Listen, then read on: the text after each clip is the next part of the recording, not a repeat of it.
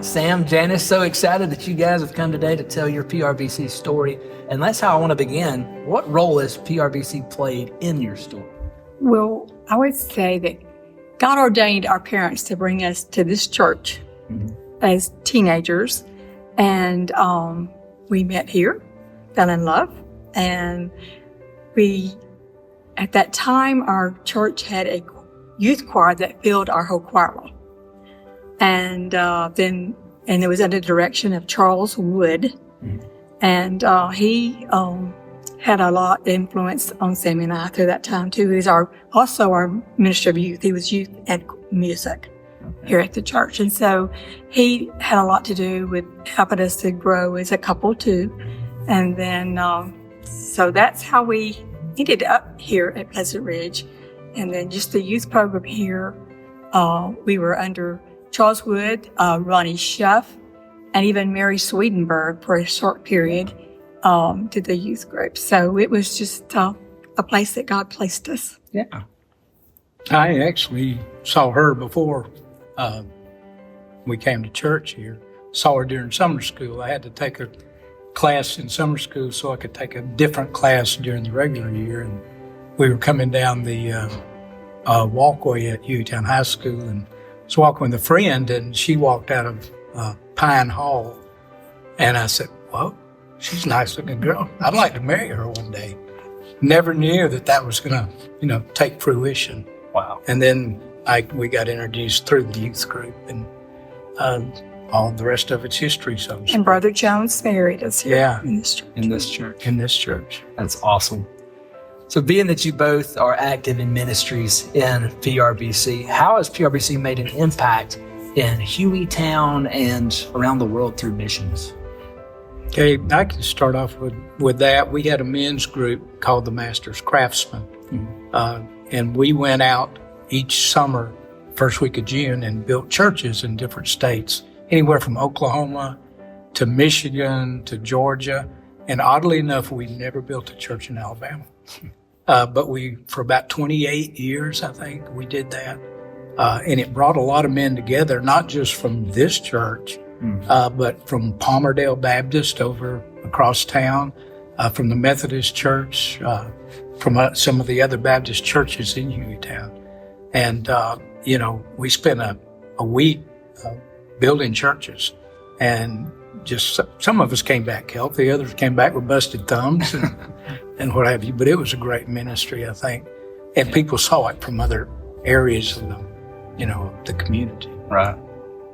And I would say, under the WMU umbrella, both of our children were involved in missions in this church with GAs, RAs, and learned a lot about missions. And because of that, they're both very mission-minded. And then now we are called Women on Missions, and we do many projects throughout the Birmingham area. And then we have our Lottie Moon and Annie Armstrong offering that we promote. And so I feel like our church reaches out in that a lot.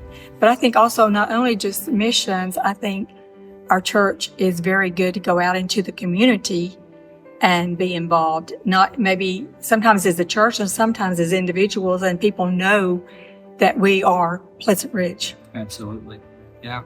So as you reflect on your life at PRBC, who's someone who made a significant impact?